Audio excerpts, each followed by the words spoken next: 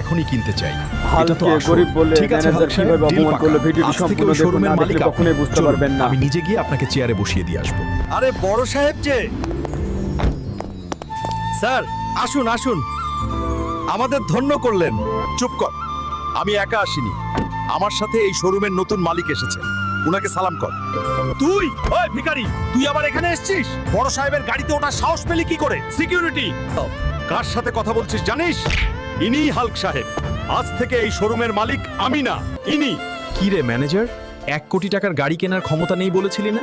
এখন তো পুরো শোরুমটাই কিনে নিলাম। স্যার আমাকে মাফ করে দিন, আমার ছোট ছোট বাচ্চা আছে স্যার, আমার চাকরিটা খাবেন না। ঠিক আছে, তোর চাকরি থাকবে, তবে ম্যানেজার হিসেবে না। এই নে ব্রাশ, আজ থেকে তুই এই শোরুমের বাথরুম পরিষ্কার করবি। আর হ্যাঁ, রোজ আমার বাবার জুতোগুলোও পালিশ করে দিবি। যা, কাজে লাগ।